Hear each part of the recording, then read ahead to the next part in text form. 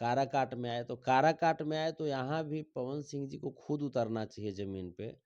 अब ई जो हैं, ई चंगू मंगू को प्रेस कॉन्फ्रेंस करवाते हैं, वो करिया करिया चश्मा माथा में लगा के, अरे बौराहा उ चश्मा आँख में लगावल जाता है, तो ये माथा में चश्मा लगाया है, बताइए तो जरा। आई लोग गया प्रेस कॉन्फ्रेंस करे, तो प्रेस कॉन्फ्रेंस करे गया है तो ठीक है, प्रेस कॉन्फ्रेंस करो, लेकिन तोरा पता होना चाहिए कि प्रेस कॉन्फ्रेंस फिल्म वाला नहीं था, ये चुनाव वाला प्रेस कॉन्फ्रेंस है। क्योंकि अभिनेता और नेता में बहुत फर्क होता है। पवन सिंह दिल के बहुत अच्छे आदमी हैं, मेरी शुभकामना उनके साथ है, लेकिन चुनाव उनके ही लोग उनको हरा देंगे, उनके आसपास रहे वाला लोग भी हरा देंगे। अच्छा, तो पवन सिंह जी की जहाँ तक बात है, तो पवन सिंह जी को भी भाजपा ने धोखा दिया, भाजपा सबको धोखा दिया, अपन घर धोखा वाला तो वो भाजपा को पवन सिंह दिए हैं, क्योंकि उनको तो आसनसोल से टिकट मिला था, बट वो लड़े नहीं। वो तो पवन सिंह जी तो ये चलते छोड़ दिए कि शायद वहां से प्रधानमंत्री जी लड़ जाएं, लेकिन प्रधानमंत्री जी की हिम्मत नहीं आसनसोल से लड़े के। क्यों? वो जानते हैं कि जमाना जब्त करा देगा सब लोग, आसनसोल से प्रधानमंत्री भी नहीं जीत सकते। नहीं जीत सकते हैं। क्यों? वहां संतोष रेणु जीतेगा तो प्रधानमंत्री जीतेंगे, आसनसोल से संतोष रेणु प्रधानमंत्री की जमाना जब्त करा देगा, आपको करा दीजिएगा। हाँ, तो आसनसोल के जो लोग हैं बहुत प्रबुद्ध लोग हैं, बहुत होशियार लोग हैं, माने मोदी जी के टक्कर में आप वहां से खड़ा होइएगा तो आप जीत जाइएगा। आप भी जीत जाइएगा, आप भी जीत जाइएगा। क्या काम किए मात्र हैं? 17 महीने में तेजस्वी यादव जी ने 5 लाख नौकरी दिया। अच्छा। तेजस्वी यादव जी बोले थे कि जब मुख्यमंत्री बनेंगे तो हम पहले कलम से 10 लाख नौकरी देंगे। वो तो मुख्यमंत्री तो नहीं बने थे, नहीं बने वो थे। डिप्टी सीएम रहते भर में मात्र 17 महीने में 5 लाख नौकरी दिया उन्होंने। ये तो नीतीश कुमार जी बोलते हैं हम दिए, अपना कलम से हम दिए, वो तो नाम तो, कमा रहा है। तो 17 साल से क्या कर रहे थे नीतीश कुमार जी, कमंडल ढो रहे थे। 17 साल से क्या कर रहे थे वो, आखिर बताएंगे ना, 17 साल में उन्होंने काहे नहीं दिया, 17 महीना में तो तेजस्वी यादव ने करके दिखा दिया। आप बताइए, जातीय आधारित गणना तेजस्वी यादव जी ने करवाया, जो कि सामाजिक रूप में अगर हम देखें, सामाजिक दृष्टिकोण से तो बहुत बड़ी बात है। इससे पता चला कि किस जाति में, किस धर्म में कितने लोग हैं, और कितने लोगों की जो स्थिति है वो आर्थिक का जो आर्थिक स्थिति बहुत खराब है, सामाजिक स्थिति बहुत खराब है, राजनीतिक स्थिति बहुत खराब है, ये पता चल सका। तो और भी तमाम बहुत सारी चीजें हैं, तो हॉस्पिटल का निर्माण कराया तेजस्वी यादव जी ने, कॉलेज के निर्माण में कदम आगे बढ़ाया, खेल कूद के लिए स्टेडियम के निर्माण में कदम आगे बढ़ाया। बोले तेजस्वी यादव बहुत काम किए, बट जो सत्ता पक्ष के उप मुख्यमंत्री जो डिप्टी सीएम है हमारे बिहार के, उन्होंने कहा जितना को उन्होंने नौकरी दिया उतना का जमीन उन्होंने अपना लिया। इस पर आप क्या कहना चाहेंगे? देखिए, वो लोग जो हैं, उन लोग के नज़र खाली रुपये पैसा जमीने पर रहबे करता है, भाजपा वाला के नज़र। अच्छा। उन लोग के नज़र ये कभी जाता ही नहीं है कि हाँ देश में बेरोजगारी है, रोजगार भी दे दिया जाए, है ना। और वो जो डिप्टी सीएम कर रहे हैं, वो डिप्टी में 50 हैं। तेजस्वी यादव जी तो अकेले डिप्टी सीएम थे, वो लोग अधकपारी हैं, वो लोग आधा माथा एगो के, आधा माथा एगो के, दोनों मिला के तब डिप्टी सीएम बनाया गया है। आपके कहने के अनुसार सम्राट चौधरी और विजय सिन्हा ये लोग अधकपारी हैं। अधकपारी हैं, हाँ अधकपारी है, ये हैं। क्या ये सब शब्द से बिहार के डिप्टी सीएम को माने संबोधित किया जाए, अच्छा लगेगा क्या सर? आप ये बताइए, बिहार के डिप्टी सीएम जो हैं सम्राट चौधरी जी, वो कौन सा शब्द यूज करते हैं समाज की बेटियों के लिए? और विजय सिन्हा जी जो हैं, जो डिप्टी सीएम आदरणीय माननीय परमादरणीय श्री श्री 108 श्री, है ना, वो कौन सा शब्द प्रवचन देते हैं वो? तो ये लोग तो अपने कुर्सी के लिए मारा पीटी करते हैं। सम्राट चौधरी सुनने में आया कि 4 पटकन मारे हैं विजय सिन्हा जी को। मारे? हाँ, तब हल्का वो चुप है अब। अच्छा, कुर्सी के ये लिए। सब खबर आपको कहाँ से मिल जाता है? वही हमरो पास फार्मूला के हवाले से, आप लोग को भी मिलता ना है, जी। आप कोई लोग को भी खुफिया मिलता। एजेंसी है क्या? तो ये लीजिए, तो हमनी को खुफिया एजेंसी ना है, हमनी के तो ऐसे ही खुफिया खुफिया विभाग में तो हमनी सब है हैं। हाँ। हाँ, हमनी सब।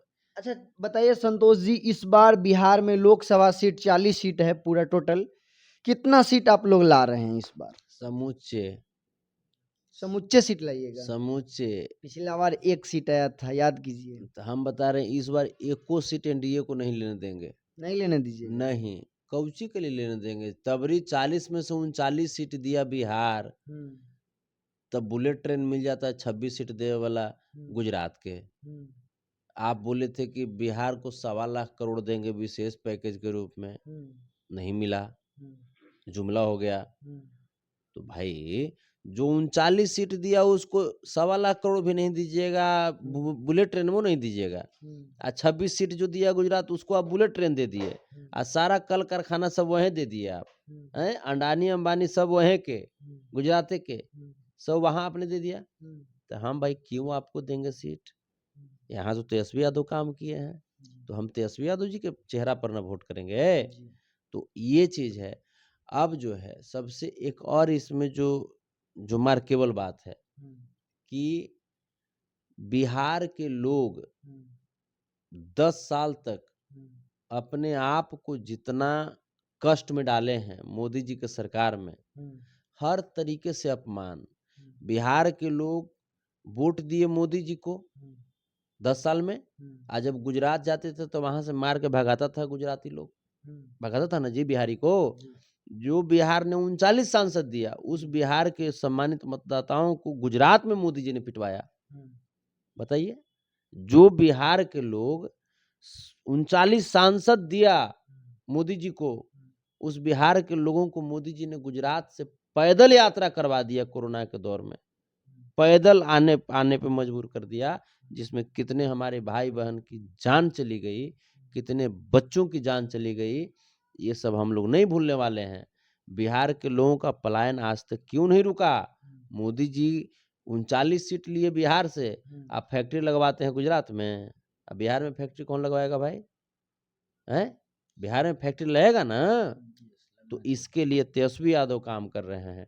तो जाहिर सी बात है कि बिहार के लोग तेजस्वी यादव जी को वोट करेंगे। तेजस्वी यादव जी को वोट करेंगे बिल्कुल, आंख बंद करके। तो आए दिन देखा जाए तो अपने बिहार में 2-4 ऐसे चेहरे हैं जो बहुत चर्चित हैं अभी चुनाव को लेकर।